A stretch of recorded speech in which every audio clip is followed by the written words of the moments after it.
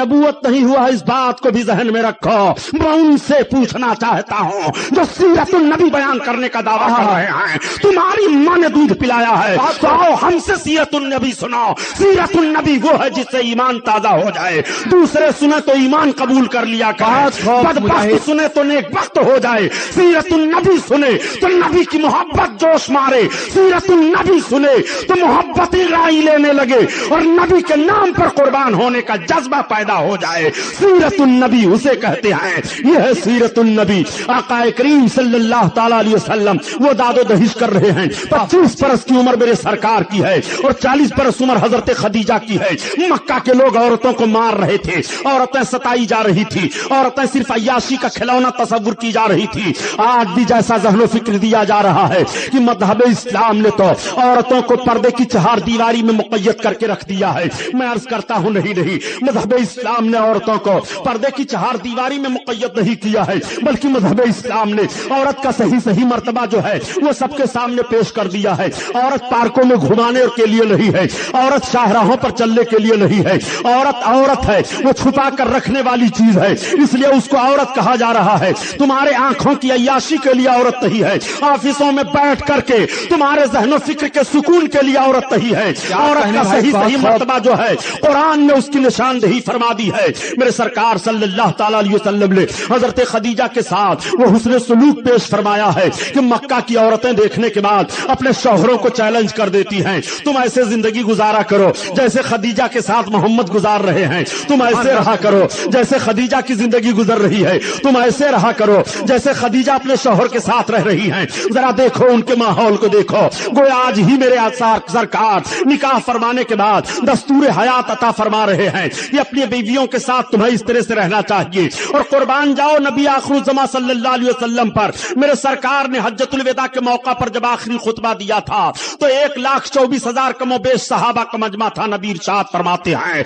ए मेरी कौम, मैं तुम्हें तुम्हारी औरतों के ताल्लुक से डराता हूं, तुम उनके हुकूक की पामाली न करना, तुम उनके साथ हुस्न सलूक से पेश आया करना। ये नबी कौनैन ही का फरमान है। आका ने इरशाद फरमाया, जिसका मफहूम अर्ज कर रहा हूं कि जब शौहर बीवी मुस्कुरा करके मिलते हैं तो अल्लाह ताला उसकी बख्शिश फरमा देता है। वो है मकाम, वो है इज्जत मेरे सरकार ने जो औरतों को अता की है। हजरत खदीजा की जिंदगी इतनी अच्छी गुजर रही है, हजरत खदीजा को एहसास नहीं हुआ कि मेरी उम्र का 40वां साल गुजर रहा है। मेरे सरकार ने वो हुस्न सलूक पेश फरमाया है। आका की औलादें हजरत खदीजा ही से हैं, हजरत फातिमा हजरत खदीजा से हैं और सरकार की और साहबजादियां हजरत खदीजा ही से हैं।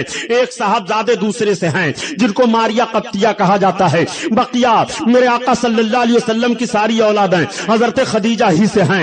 हजरत खदीजा रदी अल्लाह ताला अन्हा अपने शौहर की वो वफादार बीवी हैं। आका भी इरशाद फरमाते हैं कि खदीजा ने जो मेरे साथ वफादारी पेश की है, मेरे सरकार नमूना दे रहे हैं, अमली जिंदगी अता फरमा रहे हैं। एक मर्तबा उम्मुल मोमिनीन हजरत आयशा सिद्दीका के सामने हजरत खदीजा का जिक्र सरकार करने लगे, तब तक हजरत आयशा कहती हैं कि मेरी जबान से एक जुमला निकल गया। मैंने अर्ज किया, या रसूल अल्लाह, आप क्या उस बूढ़ी खातून को याद करते रहते हैं? मेरे सरकार को बड़ी तकलीफ हो गई। हजरत आयशा कहती हैं, उस वक्त मैंने देखा कि सरकार को तकलीफ हुई और चेहरे मुबारक से गुस्सा के आसार जाहिर हुए, तो हजरत आयशा कहती है मैं डर गई और मैंने फिर अर्ज किया, या रसूल अल्लाह, अब मैं कभी भी इस तरह से नहीं कहूंगी, या रसूल अल्लाह। मैं हजरत आयशा फरमाती हैं, ए लोगो, मैं अल्लाह के हबीब सल्लल्लाहु अलैहि वसल्लम के सामने इस जुमले को कहने के बाद इतनी शर्मसार हुई और उसी तारीख से मैं हजरत खदीजा पर रश्क किया करती थी। इस तरह से मेरे आका सल्लल्लाहु अलैहि वसल्लम की बारगाह में हजरत खदीजा अदब से पेश आ रही हैं। ये वही हजरत खदीजा हैं। अल्लाहू अकबर। आका फरमाते हैं, जब सारी कौम ने झुठला दिया था तो खदीजा ने मेरी तस्दीक की है। जब सबों ने मुझे छोड़ दिया था तो मेरी बीवी खदीजा ने मेरा साथ दिया है। आका करीम सल्लल्लाहु अलैहि वसल्लम फरमाते हैं कि जब लोग मुझे महसूस कर रहे थे मेरे पास कुछ नहीं है, मेरे हाथ खाली हैं, तो खदीजा मेरे निकाह में आई है तो सोने का ढेर लेकर के आई हैं। आका करीम सल्लल्लाहु ताला अलैहि वसल्लम के ताल्लुक से कुरान में आयत करीमा जो नाजिल हुई, वो आइलन फागना, ए महबूब, और क्या तुम्हें हमने मालदार नहीं कर दिया जब तुम खाली थे? आका करीम सल्लल्लाहु ताला अलैहि वसल्लम जब हजरत खदीजा से निकाह फरमाते हैं तो दौलत की अंबार लग जाती है। ये मेरे सरकार की मुकद्दस सीरत है। हजरत खदीजा बहुत मोहब्बत से पेश आया करती हैं, कभी भी मोहब्बत में कोई कमी नहीं हुई। हाल ये था प्यारे کہ सरकार दो आलम सल्लल्लाहु अलैहि वसल्लम की मुकद्दस जिंदगी आगे बढ़ती चली जा रही है। मेरे सरकार सिला रहमी बहुत फरमाया करते थे, कराबत का भी लिहाज रखा करते थे, यतीमों और गरीबों की बड़ी देखभाल किया करते थे। अगर कोई यतीम सामने पड़ जाया करता था तो हर तरह से मेरे सरकार उसका लिहाज फरमाते। अगर कोई बेवा औरत आंसू बहा देती तो उसका सारा इंतजाम किया जाता। और सरकार फरमाया करते थे, ए खदीजा, कोई इस तरह की औरत दरवाजे से महरूम ना जाया करे। आका की उम्र पाक आगे बढ़ती चली जा रही है। मेरे सरकार एक ऐसे माहौल में आए कि जब सरकार की उम्र शरीफ का हिस्सा 40 बरस का होता है, आका करीम सल्लल्लाहु अलैहि वसल्लम शुरू से इबादत फरमा रहे हैं। इबादत का हाल ये था मेरे सरकार का कि गारे हिरा में जाकर के आप इबादत फरमाया करते थे। हिरा वो पहाड़ी है जिसको आज जबले नूर कहा जाता है। हुज्जाजे किराम जाते हैं हज करने के लिए तो जबले नूर पर जियारत करने के लिए जाया करते हैं। प्यारे, जब मैं हज करने के लिए गया और जबले नूर पर जियारत करने के लिए गया कि उस जगह को देखूं जहां मेरे सरकार ने रब की इबादत बैठ करके की है और पहली वही मेरे आका पर नाजिल हुई है। कुरान की पहली आयत सरकार पर हजरत जिब्रील अलैहिस्सलाम लेकर के उतरे हैं। खुदा की कसम हैरत हो गई। जब वहां आप जाइए, आज भी जबले नूर के नीचे यानी हिरा पहाड़ी के नीचे देखिए एक बोर्ड लगा हुआ है। उस बोर्ड पर लिखा है, बिरादाने इस्लाम, आपको इत्तला दी जाती है कि आप यहाँ कोई दुआ ना मांगिए, आप यहाँ कोई नमाज ना पढ़िए, आप यहाँ की किसी चीज का एहतराम ना कीजिए, आप यहाँ की किसी चीज को चूमिए चाटिए नहीं। अल्लाह के रसूल ने यहाँ दुआ मांगने का हुक्म नहीं दिया है। आप यहाँ कोई नमाज ना पढ़िए, अल्लाह के रसूल ने यहाँ नमाज पढ़ने का हुक्म नहीं दिया है। अब मैं आपसे पूछना चाहता हूँ प्यारे कि गारे हिरा के पास नबी ने तो नमाज पढ़ने का तुम्हें हुक्म नहीं दिया है। क्या तुम्हें हुक्म दिया गया है कि तुम साइन में नमाज पढ़ो? क्या तुम्हें हुक्म दिया गया है कि कादरी मस्जिद में नमाज पढ़ो? क्या तुम्हें हुक्म दिया गया है कि तुम यहाँ दुआ मांगो? बात समझ में आ गई कि इन जालिमों को रसूल कायनात सल्लल्लाहु अलैहि वसल्लम से दुश्मनी है। ये तभी रोक रहे हैं कि लोग आएंगे तो नबी कौनैन की इबादत याद आ जाएगी, वो यहाँ इबादत करना शुरू कर देंगे, मोहब्बत नबी की दिल में बैठ जाएगी, इबादत खुदा की करेंगे। ये जालिम नबी की मोहब्बत दिल से निकालना चाहते हैं, तभी तो रोका जा रहा है। देखने के बाद मुझे हैरत हो गई कि जो कौम वहदानियत का आलम बरदार बन रही है और तौहीद परस्त कह रही है, उस कौम का हाल यह है कि वो इबादत से हमें ऐसी जगह पर रोका जा रहा है। आखिर इबादत कहाँ की जाए? आखिर दुआएं कहाँ मांगी जाएं? दुआएं तो वहीं कबूल होती हैं जहां अल्लाह के पैगंबर तशरीफ फरमा हो, दुआ वहीं कबूल होती है। जो मुकद्दस जगह हो दुआ वहां कबूल होती है। जहां अल्लाह का कोई नेक बंदा हो दुआ वहीं कबूल होती है। जहां कोई अच्छी चीज हो दुआ वहां कबूल होती है। अब मैं आपसे पूछना चाहता हूं प्यारे, ऐसी जगहों पर भी दुआ मांगने से रोका जा रहा है। मैंने गौर किया, आखिर मेरे सरकार पहाड़ी पर, इस हिरा के पहाड़ी पर क्यों बैठ करके इबादत किया करते थे? मक्का में तो और भी बहुत सारी पहाड़ियां पाई जा रही हैं, किसी भी पहाड़ी पर सरकार जलवा अफरोज हो जाते तो अंदाजा यही लगा। मौलाना कमालुद्दीन साहब गौर फरमाइए कि हिरा पहाड़ी पर आज भी चढ़ जाने के बाद काबा दिखाई दे रहा है। आज जबकि सारी बिल्डिंगें बन गई हैं, उस वक्त मेरे आका जब ये सारी बिल्डिंगें नहीं रही, इस तरह से रास्ता साफ नहीं रहा, तो जहां सरकार बैठ करके रब को याद कर रहे हैं वहां बैठने से काबा की चौखट दिखाई दे रही है, काबा दिखाई दे रहा है। मेरे सरकार ने उस पहाड़ को मुंतखब फरमाया है कि काबा को देखा करें और रब की इबादत किया करें। मेरे आका इबादत फरमा रहे हैं और इबादत का माहौल ये था प्यारे कि कई रोज का खाना और पानी लेकर के सरकार जाया करते थे और इबादत किया करते थे। हजरत खदीजा रदी अल्लाह ताला अन्हा खुद लेकर के जाया करती थी। मेरे सरकार वहां इबादत किया करते थे। उम्र शरीफ का 40वां हिस्सा है। अब आप आइए गौर कीजिए, आज जब कुछ लोग कह दिया करते हैं कि नबी को 40 बरस के बाद नबूवत मिली है, मैं अर्ज करता हूं जुमला संभालो वरना ईमान का जनाजा निकल जाएगा। तुम नबी की नबूवत को पता लगाना चाहते हो, नबी कौनैन को 40 बरस के बाद नबूवत नहीं मिली है प्यारे। नबी कौनैन को 40 बरस के बाद ऐलान नबूवत का हुक्म मिला है। ऐलान नबूवत और है और अताए नबूवत और है। यही वजह है कि सहाबा ने जब अर्ज किया था कि या रसूल अल्लाह आप कब से नबी हैं, तो आका इरशाद फरमाते हैं मैं उस वक्त से नबी हूं जब आदम मिट्टी और पानी के दरमियान थे। तुम नबी की नबूवत को पता लगाना चाह रहे हो। सहाबा ने भी पूछा था आप कब से नबी हैं, तो नबी ने फरमा दिया था आका करीम को ऐलान नबूवत का हुक्म 40 बरस के बाद मिलता है। नबी कौनैन सल्लल्लाहु ताला अलैहि वसल्लम जलवा अफरोज हैं। वही लेकर के हजरत जिब्रील अलैहिस्सलाम नाजिल हो रहे हैं, पहली वही लेकर के नाजिल हुए। तो वही के नुज़ूल की कैफियत जो अहादीस की किताबों में है वो बयान करना मकसद नहीं है। हजरत जिब्रील ऐसे अंदाज से तशरीफ लाए, खुदा की कसम वो मेरे आका की शान है कि हजरत जिब्रील आ रहे हैं और हेरा पहाड़ी को ढांप लेते हैं और उसके बाद सरकार की बारगाह में हाजिर होकर के अर्ज करते हैं, इकरा पढ़ो। सलाम अर्ज करने के बाद इकरा पढ़ो, इकरा पढ़ो। आका फरमाते हैं माना बेकारी में पढ़ने वाला नहीं हूं, मैं पढ़ने वाला नहीं हूं। हजरत जिब्रील ने आपको दबोचा और फिर अर्ज किया इकरा पढ़ो।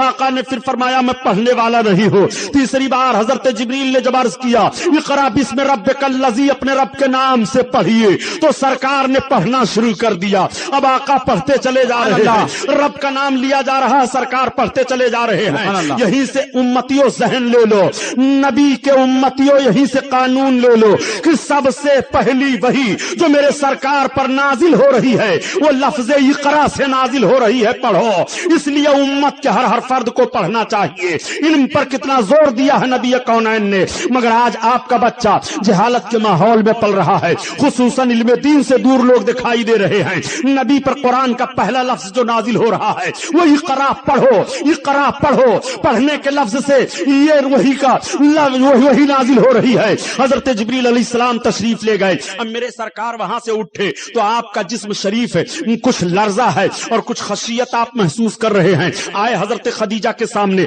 और आने के बाद अपनी बीवी से फरमाते हैं, खदीजा अर्ज करती हाँ मेरे सरताज। आप फरमाते हैं जम्मिलूनी जम्मिलूनी, मुझे कंबल उड़ा दो, कंबल उड़ा दो। हजरत खदीजा पूछती हैं आखिर हुआ क्या आपको? आप फरमाते हैं मुझे कंबल उड़ाओ। और जब कंबल आपने उड़ा दिया हजरत खदीजा बैठ जाती हैं, अर्ज करती हैं आखिर बताइए तो आपको क्या हुआ? सरकार ने सारी कैफियत बता दी कि मैं इस तरह से था और इस तरह से मुझको आकर के दबोचा गया और इस तरह से पढ़ने के लिए कहा गया, मुझको कुछ खौफ सा लग रहा है। तो हजरत खदीजा कहती हैं आप घबराइए नहीं, आप सिला रहमी करते हैं, आप यतीमों की देखभाल करते हैं, आप बेवाओं का लिहाज करते हैं, आप खौफ न खाइए, आपके लिए कोई बात नहीं है। फिर हजरत खदीजा सरकार को ले लेती हैं और लेने के बाद अपने चचेरे भाई वर्का बिन नौफल के पास आई और सारी कैफियत को बयान करती हैं। वर्का बिन नौफल कहते हैं ऐ काश मैं उस वक्त जिंदा होता जब आपकी कौम आपको आपके वतन से निकालेगी तो मैं आपका भरपूर साथ देता। मेरे आका इरशाद फरमाते हैं क्या मेरी कौम मुझको वतन से निकाल देगी? तो वर्का बिन नौफल अर्ज करते हैं हाँ, हर नबी और पैगंबर के साथ उनकी कौम ने सख्ती की है और आप जो कैफियत बयान कर रहे हैं ये कैफियत तो वही नाजिल होने की है। काश मैं उस वक्त होता। अब मेरे सरकार तशरीफ ले आए, वही का सिलसिला कुछ रोज के लिए बंद हो गया, फिर उसके बाद वही नाजिल हुई और जब वही नाजिल हुई तो हजरत जिब्रील रब की तरफ से वही लेकर के आए कुरान की आयत करीमा जिसका मफहूम यह है कि ए महबूब तुम अपने खानदान वालों को, अपने अज्जा अकारिब तो मुझसे डराओ, मेरी वहदानियत का ऐलान करो और अपनी रिसालत का ऐलान करो। अब अपने रसूल होने का ऐलान कर दो और मेरे एक होने का ऐलान कर दो। आका करीम सल्लल्लाहु ताला अलैहि वसल्लम ने इसको जब पढ़ करके कौम के सामने सुनाया तो कैसे सुनाते हैं जरा उसको भी देखो और तबलीग का तरीका देख लो। मेरे सरकार ने पूरी कौम की दावत की और जब सारे लोग दावत खाने के लिए आए, दावत खा चुके, तो आका इरशाद फरमाते मेरी कौम जानते हो मैंने किस लिए तुम्हें बुलाया है? कहा किस लिए बुलाए हो? सरकार ने फरमाया मैंने इसलिए तुम्हें बुलाया है, आज मैं तुम्हें बता देना चाहता हूं कि मुझ पर ये वही नाजिल हुई है, ये आयतें हैं कुलू ला इलाहा इल्लल्लाह तुफ्लिहू इन्नी रसूलुल्लाह, तुम सबके सब कलमा पढ़ लो फलाह पा जाओगे, मैं अल्लाह का रसूल हूं। इतना ऐलान करना था, पूरी कौम उठी, सब भाग गए। कहते हैं ये बात क्या मोहम्मद सुना रहे हैं? अभी तक तो कुछ ये नहीं बोल रहे थे, आज ये कौन सी बोली ये बोल रहे हैं? ये तो हमारे माबूदों को बुरा कहने लगे। कौम नहीं सुन रही है, सबके सब उठ करके चले गए। फिर मेरे सरकार ने दोबारा दावत की और जब दूसरी बार सब खाने के लिए आए तो आका इरशाद फरमाते हैं मेरी कौम तुम मुझे सच्चा समझ रहे हो कि झूठा जान रहे हो? कौम ने कहा ए मोहम्मद हम तुम्हें सच्चा तस्लीम कर रहे हैं, आज तक तुम झूठ नहीं बोले हो, हम तुम्हें अमीन जान रहे हैं, आज तक तुमने कोई खयानत नहीं की है। आका इरशाद फरमाते हैं तो सुनो, मैं रिसालत व नबूवत के दर्जा पर फाइज हूं, मैं जो देख रहा हूं तुम नहीं देख रहे हो। सुनो, तुम कुलू कहो, तुम ला इलाहा इल्लल्लाह तुफ्लिहू, तुम सबके सब ला इलाहा इल्लल्लाह कहो फलाह पा जाओगे। ला इलाहा इल्लल्लाह का मतलब ये कहो कि अल्लाह के सिवा कोई माबूद नहीं है।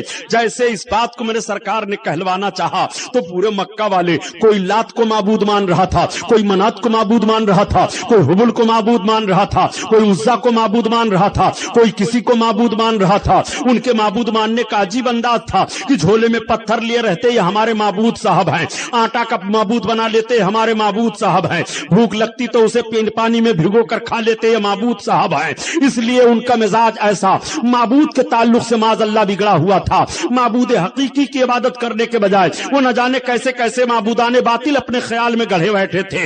आका इरशाद फरमाते हैं ला इलाहा इल्लल्लाह, अल्लाह के सिवा कोई माबूद नहीं है। फौरन सरकार ने इनकार करवा दिया, कहो कोई माबूद नहीं अल्लाह के सिवा, अल्लाह ही माबूद है और कोई माबूद नहीं है। अब कौम कह रही अल्लाह हम किसे माने, हम तो इन सबको माबूद मान रहे हैं। इतना मेरे आका का फरमान था, कौम फिर भाग जाती है। आका करीम सल्लल्लाहु ताला अलैहि वसल्लम फिक्रमंद हुए। मेरे सरकार एक पहाड़ी के चट्टान पर तशरीफ ले गए। उन दिनों हजरत अबू बकर सिद्दीक मक्का में नहीं थे। इनका नाम अबू बकर इब्ने कहाफा है। ये रईस मक्का कहे जाते थे और बड़े बड़े मुकद्दमों के फैसल थे। तमाम मुकद्दमों में जब तक इनका फैसला नहीं सुन लिया जाता था तब तक मुकद्दमे का अंतिम फैसला नहीं तस्लीम किया जाता था। उन दिनों आप तिजारती काफिला के साथ तिजारत करने के लिए मुल्क शाम गए हुए थे, लेकिन ये अभी शाम पहुंचे नहीं थे। हजरत अबू बकर सिद्दीक की रास्ते में ठहर गए और ठहरने के बाद एक गिरजाघर था। उस गिरजाघर के अंदर आपने अपने गुलाम को भेजा कि जाओ पूछाओ, हम अपने माल तिजारत को यहीं रख दें, रात का सन्नाटा है और सवेरे हम लोग चले जाएंगे। जब गुलाम गया और गिरजाघर के पादरी से इजाजत लेने लगा तो गिरजाघर के पादरी ने कहा पहले तुम अपने आका को बुला करके लाओ। जब हजरत अबू बकर को बुला करके गुलाम लेकर जाता है, जैसे पादरी की निगाह पड़ी तो पादरी ने कहा, मैं तफसील में नहीं जाना चाहता हूं, सिर्फ इजमाल बता रहा हूं, तफसील तो आप किसी और तकरीर में सुन चुके होंगे हजरत अबू बकर सिद्दीक के इस्लाम लाने का। चुनांचे फौरन वो पादरी खड़ा हो गया और उसने हजरत अबू बकर इब्ने कहाफा के हाथ को अपने हाथ में लिया और कहा, ए अबू बकर इब्ने कहाफा, अब तुम्हें हमें इजाजत दो, हम तुम्हें अमीरुल मोमिनीन कहें। तब तक हजरत अबू बकर चौंक पड़े। आप फरमाते अमीरुल मोमिनीन कहा? हाँ। कहा तुम्हें नहीं पता है कि अरब में एक नबी मबूस हो गए हैं, सबसे पहले उनका कलमा तुम पढ़ोगे, सबसे पहले उनके नबूवत की तस्दीक तुम करोगे, सबसे पहले ईमान तुम लाओगे, इसलिए हम तुम्हें अमीरुल मोमिनीन कह रहे हैं और उनके खुलफा में सबसे पहले अमीरुल मोमिनीन तुम्हें कहा जाएगा। अब हजरत अबू बकर की एक अजीब कैफियत हो गई, ये मामला होने वाला कौन है, आखिर ये कैसी बात हमसे राहिब कह रहा है। रात बेचैनी से गुजरती है, वहीं अपना तिजारत का सामान दिया, वापस हो गए और जब मक्का में पहुंचे तो सरकार की रसालत तो नबूवत के ऐलान की गूंज हो रही है।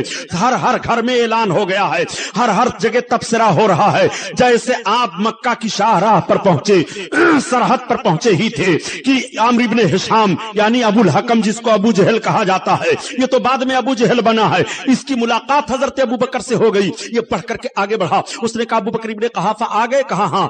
अरे सुने नहीं हो? कहा क्या बात है? कहा गजब हो गया। कहा वो क्या मामला? कहा तुम्हारे साथी जो मोहम्मद हैं वो अपने आप को नबी और रसूल होने का ऐलान कर रहे हैं। तब तक हजरत अबू बकर ने कहा अभी अभी मैं रास्ते से आ रहा हूँ, गर्दो गुबार में अटा हूँ, मेरे लिए कुछ दिक्कतें हैं, मैं सुकून में हो जाऊं फिर फैसला करता हूँ। वो हट गया। आप अपने घर गए, साजो सामान रखा, रखने के बाद घर वालों ने कहा पानी खाना पेश किया जाए। कहा नहीं, पहले ये तो बताओ कि तुम्हें पता है मोहम्मद कहाँ है? लोगों ने कहा ये तो पता नहीं है, अलबत्ता एक इनकलाब जरूर बरपा है। कहा क्या? कहा मामला यह है कि वो अपने को नबी और रसूल होने का ऐलान कर रहे हैं, पूरे मक्का में ऐलान हो गया है, हर तरफ यही तफसीरा हो रहा है, तुम कुछ नहीं जानते हो? हमें पता नहीं है। तब तक किसी और ने कहा हमने इधर मोहम्मद को जाते हुए देखा है और भीनी भीनी खुशबू आ रही है, मेरे सरकार जिधर से चल रहे हैं रास्ता महक रहा है। सुभान अल्लाह। उसी खुशबू को महसूस करते हुए हजरत अबू बकर सिद्दीक चले जा रहे हैं और जब हजरत अबू बकर पहुंचे उस पहाड़ी के चट्टान के करीब जहां मेरे सरकार जलवा अफरोज हैं,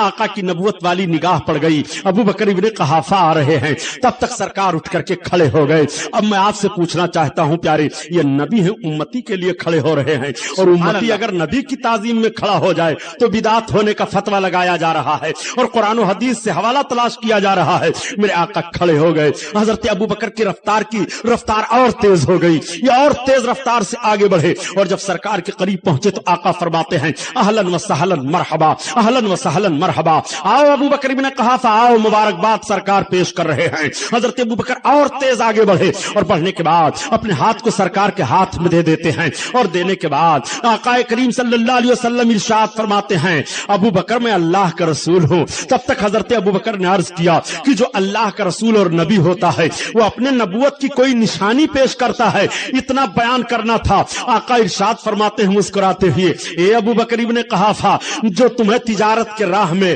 گرجا گھر کے اندر پادری نے میرے تعلق سے بشارتیں دی ہیں، کیا میری نبوت کے لیے وہ کافی نہیں ہے؟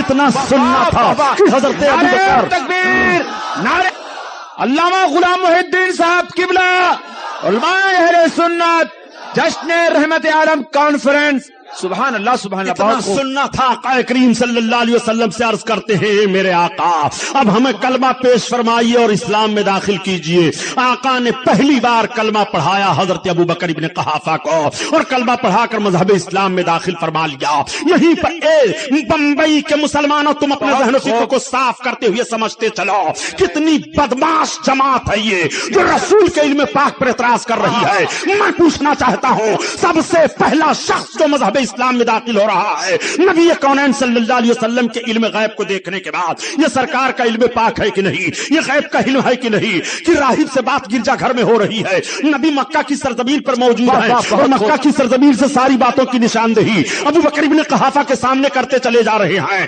یہ پہلے مرد ہیں حضرت ابو بکر ابن قحافہ جو اسلام کا کلمہ پڑھ کر کے اسلام میں داخل ہوئے۔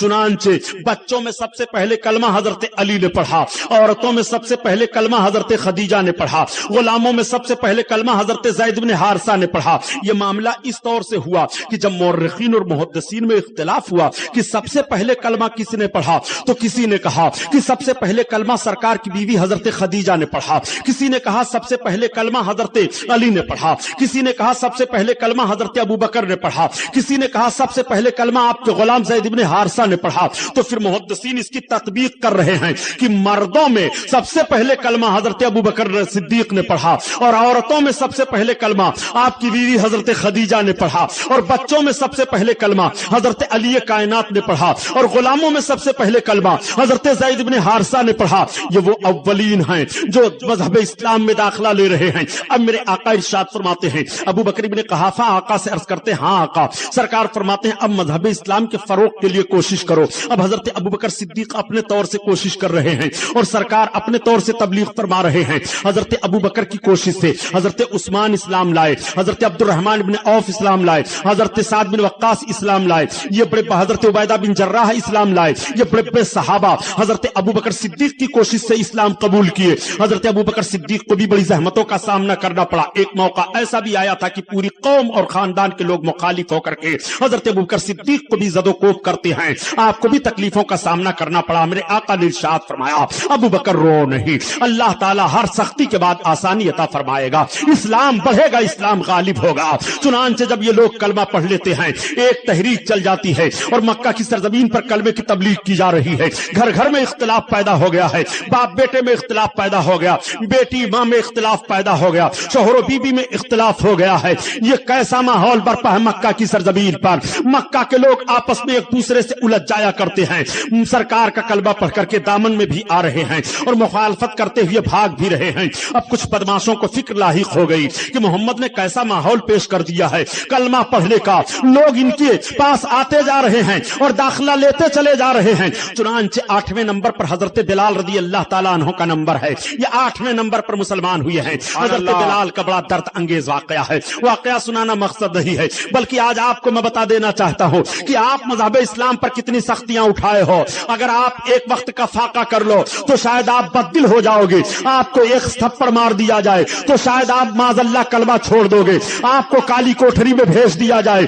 تو آپ سوچو گے کہ ہم کو اتنی دشواریوں میں مبتلا کر دیا گیا ہے۔ مگر میں آپ سے پوچھنا چاہتا ہوں مسلمانوں، رسول اللہ صلی اللہ علیہ وسلم کے سامنے آقا کے غلام کو کس طرح سے ستایا جا رہا ہے۔ حضرت بلال کا معاملہ یہ تھا کہ مکہ کے ایک بڑے رئیس امیہ بن خلف کے یہ غلام تھے، اور جب یہ کلمہ پڑھ کر کے مسلمان ہوئے تو امیہ بن خلف نے کہا اے بلال تو میرا غلام ہے، محمد محمد کا کلمہ پڑھ رہا ہے, ان کے دین کو تو نے قبول کر لیا ہے. حضرت بلال نے کہا دیکھو جسمانی طور پر تو تم جتنی خدمت مجھ سے لینا چاہو میں کرنے کے لیے تیار ہوں, مگر یہ دل میں نے محمد کو دے دیا ہے, میں نے ان کے خدا کو مان لیا ہے اور میں نے ان کو رسول تسلیم کر لیا ہے. امیہ نے مارنا شروع کر دیا اور حضرت بلال کو اتنا مارا جا رہا تھا کہ رسیوں میں ہاتھ پیر باندھ کر کے بچوں کے حوالے کر دیا جاتا تھا. مکہ کی ریت پر گھسیٹا جا رہا ہے, بڑے بڑے پتھر ان کے سینے پر رکھے جا رہے ہیں. یہ تقریر کے الفاظ نہیں ہیں پیارے, یہ تاریخ کے الفاظ سامنے رکھ رہا ہوں کہ حضرت بلال کے جسم کی چمڑی ادھڑ گئی ہے,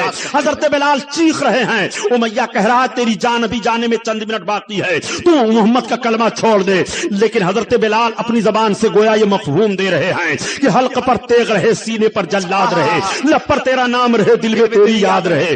سن لے, میں نے اپنی زبان سے محمد کے خدا کی وحدانیت کا اقرار کر لیا ہے اور ان کو رسول مان لیا ہے. اب تیر و تلوار اور مکہ کی ریت پر گھسیٹتے ہوئے اور پتھر کے زور پر ہم کو تم مسلمان سے الگ نہیں ہو کر سکتے ہو, میں اسلام نہیں چھوڑ سکتا ہوں. حضرت بلال کو بہت ستایا جا رہا ہے. حضرت ابوبکر صدیق ادھر سے جا رہے تھے, نگاہ پڑ گئی. حضرت ابوبکر صدیق دیکھتے ہیں اور دیکھ کر کے مایوس چلے آتے ہیں. حضرت بلال کو مارا جا رہا ہے اور باندھ کر کے تکلیف دی جا رہی ہے. سرکار کی نگاہ پڑی, آقا فرماتے ہیں کہ ابوبکر ابن قحافہ عرض کرتے ہاں یا رسول اللہ بتاؤ کیا بات ہے, آج چہرہ تمہارا کیوں اداس ہے؟ عرض کرتے ہیں یا رسول اللہ میں آ رہا تھا اور امیہ جو رئیس مکہ ہے وہ حضرت بلال جو کلمہ آپ کا پڑھ چکے ہیں غلام ہیں ان کو مار رہا تھا, ان کی مار کو دیکھ کر کے میں برداشت نہ کر سکا. یا رسول اللہ آپ اگر ہمیں اجازت دیں سرکار تو میں خرید کر کے بلال کو آزاد کر دوں. آقا ارشاد فرماتے ہیں اے ابوبکر بلال کے خریدنے میں مجھے بھی شریک کر لو. اتنا کہنے کے بعد اب حضرت ابوبکر صدیق آگے بڑھے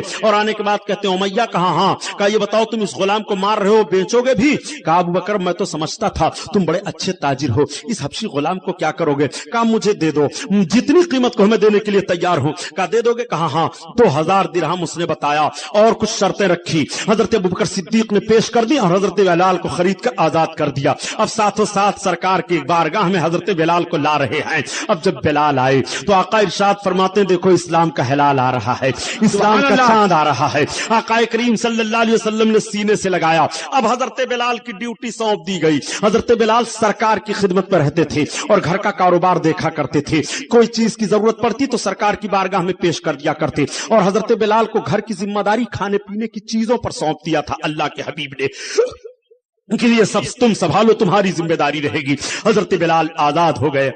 حضرت بلال نے کلمہ پڑھا, آزادی کی زندگی اس طرح سے حاصل ہوئی ہے. حضرت بلال رضی اللہ تعالیٰ عنہ 8ویں نمبر پر آئے. 9ویں نمبر پر کوئی اور صحابی ہیں. اس طرح سے اسلام بڑھتا چلا جا رہا ہے.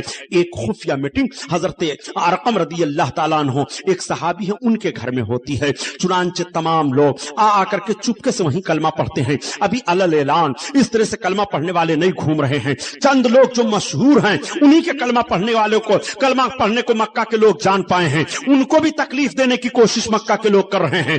40ویں نمبر پر حضرت عمر کا واقعہ آیا. یہ ان کا واقعہ بیان کرنا مقصد نہیں ہے, صرف ایک جھلک ذہن میں دینا چاہتا ہوں. لوگوں نے کہا عمر بن خطاب کہا ہاں. کہا آپ کی شہسواری اور پہلوانی پورے مکہ میں مشہور ہے اور محمد کی تحریک کو روکا نہیں جا سکتا ہے. کہا محمد کی تحریک روکنا چاہتے ہو؟ کہا ہاں. کہا آپ روک دیں گے؟ کہا میں تو روک دوں گا. کہا کیسے روکو گے؟ کہا میں ان کا کام ہی تمام کر دوں گا. اب حضرت عمر بن خطاب نے تلوار نکالی اور نکالنے کے بعد چلے. جا ہی رہے تھے کہ راستے میں ایک صاحب مل گئے. انہوں نے کہا کہ عمر بن خطاب کہاں کا ارادہ ہے؟ کہ محمد کو قتل کرنے جا رہا ہوں معاذ اللہ. یہ اس طرح سے جیسے انہوں نے کہا کہ محمد کو قتل کرنے. کہا ہاں. کہا ذرا اپنے گھر کی پہلے خبر تو لے لیجئے. کہا گھر کا معاملہ کیا ہوا؟ کہا محمد کا کلمہ تو آپ کی بہن بھی پڑھ رہی ہیں, آپ کے بہنوئی بھی تو پڑھ رہے ہیں محمد کا کلمہ, آپ کے بہنوئی حضرت سعید تھے. اس طرح سے معاملہ ہوا. اب یہ گھر کا رخ بدل دیے اور آ کر کے پہنچے تو اس وقت ایک صحابی ہیں وہ سورہ طٰہٰ کی چند آیت کریمہ ان کی بہن کو اور ان کے بہنوئی کو پڑھا رہے تھے. آئے گھر کے دروازے پر جیسے کھڑے ہوئے بہن بہنوئی نے دیکھا تو صحابی کو کہہ دیا الگ ہو جاؤ. وہ ایک کونے میں چھپ گئے. ابھی اندر داخل ہوئے. کہا یہ بتاؤ تم لوگ پڑھ کیا رہے تھے؟ تو کہا ہم قرآن کی آیتیں پڑھ رہے تھے. کہا جو محمد پر قرآن نازل ہوتا ہے؟ کہا ہاں. کہا محمد کا کلمہ پڑھ لیو؟ کہا ہاں. تو حضرت عمر نے اپنے بہنوئی کو مارنا چاہا.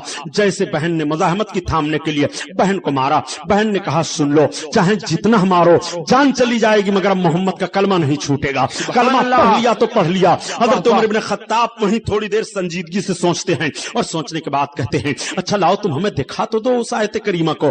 अब बहन का तकद्दुस जरा मुलाहजा फरमाइए। बहनों बहनोई ने कहा नहीं, आप अभी नापाक मुशरिक हैं, आप कुरान को कैसे देखेंगे। चंद तख्ती पर वो आयत करीमा थी लिखी हुई, उन टुकड़ों को देखने के बाद हजरत उमर इब्न खत्ताब की आंखें भीग गई और आप उसी हालत में आगे बढ़ गए। मेरे सरकार बैठे हैं और मीटिंग हो रही है, आपके चचा हजरत हमजा इस्लाम ला चुके हैं। चुनांचे कुछ लोगों ने खबर कर दी या रसूल अल्लाह उमर इब्न खत्ताब आ रहे हैं, वो दिखाई दे रहे हैं, तलवार नंगी ला रहे हैं। आका फरमाते हैं उमर इब्न खत्ताब के लिए दरवाजा खोल दो। आपके चचा उठ करके जोश में खड़े हो गए और अपने हाथ में तलवार ले ली। कहा सुनो, उमर की तलवार का जवाब मैं देना जानता हूं, अगर उनकी नीयत ठीक है तो सही, वरना उमर की तलवार होगी, उमर की गर्दन होगी, अभी देख लेना तुम लोग। हजरत अमीर हमजा जोश से खड़े हुए, दरवाजा खुला हुआ है। हजरत उमर इब्न खत्ताब आए और आने के बाद आप उसी हालत में आका के कदमों पर गिर पड़े, सर उनके कदम पर है और अर्ज कर रहे हैं या रसूल अल्लाह मुझे कलमा पढ़ाया जाए। मेरे सरकार ने कलमा पढ़ाया और कलमा पढ़ाने के बाद इस्लाम में दाखिल कर लिया। वहीं पर पहला नारा सहाबा ने लगाया था, नारे तकबीर, अल्लाहु अकबर। अब सारे सहाबा बाहर निकल पड़े। हजरत उमर इब्न खत्ताब ने कहा बाहर निकलिए। सारे लोग बाहर निकल गए। आका से अर्ज करते हैं या रसूल अल्लाह आप नबी बरहक हैं। सरकार ने फरमाया हाँ। हजरत उमर इब्न खत्ताब अर्ज करते हैं या रसूल अल्लाह हमारा खुदा एक है। आपने फरमाया हाँ। तो अर्ज करते हैं या रसूल अल्लाह हम आपको अल्लाह के रसूल मान रहे हैं, हम खुदा को आपके कहने पर एक मान रहे हैं, अब हमें इन मुशरिकों से डरना नहीं है। काबा की चौखट पर हजरत उमर इब्न खत्ताब आए और आने के बाद ऐलान फरमाते हैं कि जिसको अपने बच्चों को यतीम करना हो, अपनी औरतों को बेवाह करवानी हो, वो आए हमारे सामने सुन लो। उमर इब्न खत्ताब ने मोहम्मद का कलमा पढ़ लिया है। आका इरशाद फरमाते हैं अंता फारूक, तू फारूक है, हक को बातिल में इम्तियाज पैदा करने वाला है। उसी दिन से हजरत उमर फारूक आजम का लक़ब फारूक पड़ गया। ये हजरत फारूक आजम है। अल्लाह अकबर। अब मजहब इस्लाम की तबलीग खुल करके हो रही है। अब चारों तरफ इस्लाम की तबलीग कर रहे हैं मगर कुफारों से मुजाहमत भी हो रही है। लड़ाई भी कहीं कहीं हो जाती है, कहीं कहीं पटका भी शुरू हो जाता है, कहीं तलवारें भी चल जाती हैं। इस तरह का माहौल है। लेकिन अब इस्लाम बढ़ता चला जा रहा है, इस्लाम में लोग आते चले जा रहे हैं। मेरे सरकार का दस्तूर ये था इस्लाम के फैलाने का कि मेरे आका आबादी से बाहर निकल जाया करते थे और सारा दिन आबादी में के बाजार में या आबादी से बाहर जहां लोग रहते वहां जाकर के इस्लाम की तबलीग फरमाया करते थे। एक मरतबा मेरे सरकार आबादी से बाहर निकले हुए हैं और गए बाहर। शाम हो गई, मेरे आका वापस आ रहे हैं। सरकार की निगाह पड़ती है कि एक बूढ़ी औरत आ रही है, वो बोझ लिए हुई है, लेकिन कभी वो अपने बोझ को लेकर के चलती है और कभी जमीन पर रख देती है। उस खातून ने कहा अब मेरा सामान यहीं रख दीजिए, ये मेरी झोपड़ी है। आका ने सामान रख दिया और रख करके जब चलने लगे तो खातून ने कहा ठहर जाइए, उजरत तो ले लीजिए, बताइए कितनी उजरत दे दूं। आका ने फरमाया मुझे उजरत की जरूरत नहीं है खातून, मेरा काम जो था वो मैंने कर दिया, तू मजबूर थी, मैं आ रहा था, मैंने देखा एक मजबूर औरत है, उसकी मदद करनी चाहिए, मैंने मदद कर दी। कहा आपने सिर्फ इतना ही बताया कि आप कबीले कुरैश से ताल्लुक रखते हैं, एक बात आपने सुनी है? सरकार ने फरमाया वो क्या? कहा मैंने सुना है कि कबीले कुरैश में कोई मोहम्मद इब्न अब्दुल्लाह निकले हैं जो अपने आप को नबी और रसूल होने का दावा कर रहे हैं। मैंने सुना है कि उनकी बात जो सुन लेता है उनका दीन कबूल कर लिया करता है और उनके नाम का कलमा पढ़ लिया करता है। आप बड़े नरम दिल हो, बड़े अच्छे हो, शरीफ हो और आपका ताल्लुक खानदान कुरैश से है। आप शायद कहीं बाहर गए हुए थे। मैं आपको ये बताती हूँ कि आप उनकी बात न सुनिएगा, वरना आप तो पहले उनका कलमा पढ़ लेंगे, आप पहले उनकी बात मान लेंगे। आका इरशाद फरमाते मुस्कुराते हुए, ए खातून क्या उन मोहम्मद को तुमने देखा है? उस खातून ने कहा नहीं, मुझे देखने की जरूरत नहीं है, मैंने सुना है कि जो उनको देख लेता है उनका मजहब कबूल कर लेता है। आका फरमाते खातून सुन, जिस पैगंबर का और जिस मोहम्मद का पता तुझे बताया गया है वो मोहम्मदुर रसूलुल्लाह मैं ही हूँ। इतना सुनना। तकबीर। जामे मस्जिद اتنا سننا تھا. اس خاتون نے کہا اب مجھے پہلے کلمہ پڑھائیے اور اسلام میں داخل کر لیجئے. میرے سرکار نے کلمہ پڑھایا, اسلام میں داخل فرما لیا. یورپ کے محققین اور اسکالروں نے جب اس بات کو دیکھا اور اس طریقے کو پر طریقہ کار پر سوچا تو کہنے پر مجبور ہو گئے کہ پیغمبر اسلام نے اسلام کی تبلیغ کا جو طریقہ اپنایا تھا, آج بھی مذہب اسلام کی تبلیغ اسی طریقے سے کی جائے تو دنیا کے گوشہ گوشہ میں صرف اسلام مذہب ہوگا. میں کہتا ہوں اے مسلمانوں, نبی کونین بلا پتہ بتائے ہوئے ایک مجبور خاتون کی اس طرح سے مدد کر رہے ہیں. آپ کتنی مدد کر رہے ہو؟ آپ مجبوروں کے لیے کیا کر رہے ہو؟ آپ کی طاقت کس کام آ رہی ہے؟ اخوت و محبت کا پیغام آپ کس انداز سے دے رہے ہو؟ قربان جاؤ نبی کونین کی مقدس سیرت پر. آقا کریم صلی اللہ تعالی علیہ وسلم تشریف لائے ہیں. میرے سرکار کا کلمہ پڑھ پڑھ کر کے ایک ایک لہیم و شہیم بھی اسلام میں داخل ہو رہے ہیں اور ایک غریب و مفلس بھی اسلام میں داخل ہو رہے ہیں. لیکن ایسی تنگ زمین کر دی ہے لوگوں نے مکہ کی سرزمین پر کہ آئے دن فساد ہوتا رہتا ہے. میرے سرکار صلی اللہ تعالی علیہ وسلم ایک روز جلوہ افروز ہیں کہ وہی مکہ ہے. مکہ کی سرزمین سے ام ہانی کا گھر ہے اور حضرت ام ہانی کے گھر سے سرکار کی معراج ہوتی ہے. اب سیرت النبی کا ایک گوشہ ادھر آپ دیکھ لیجئے, معراج پر چلا جاتا ہے. کبھی انشاءاللہ تعالی معراج کے مکمل عنوان پر بیان ہو جائے گا. اب آقا کی زندگی کا یہ گوشہ ملاحظہ فرمائیے. جب میرے سرکار معراج شریف سے واپس تشریف لائے اور لانے کے بعد آقا کریم نے اعلان کیا کہ میری معراج ہوئی ہے, میں نے بیت المقدس کو دیکھا ہے, یہ دیکھا وہ دیکھا, جنت و دوزخ کو دیکھا, ساری چیزوں کو بیان کرنے لگے. تب تک ابو جہل سنا اور سننے کے بعد یہ کودنے لگا اور کودتا ہوا یہ گیا, کہا وہ دیکھو ابھی تک تو محمد کہتے تھے کہ میں نبی ہی ہوں, رسول ہوں, اور اب تو وہ کہہ رہے ہیں کہ میرے خدا نے مجھ کو آسمان پر بلایا اور میں نے بیت المقدس دیکھا, یہ دیکھا وہ دیکھا. وہ تو ساری باتیں بتا رہے ہیں.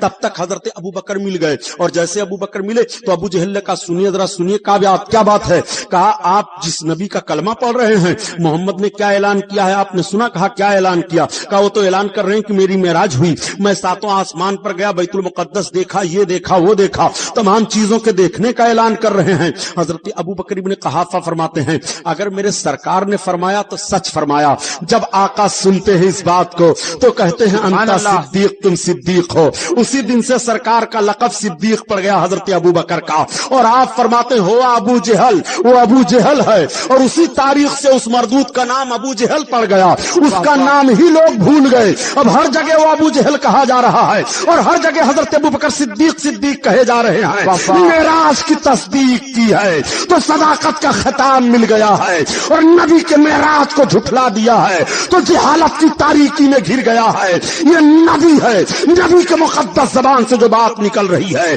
وہ ہو جاتی ہے. نبی نے فرمایا تم صدیق تو وہ صدیق ہے, نبی نے فرمایا تو ابو جہل ہے تو وہ ابو جہل ہے.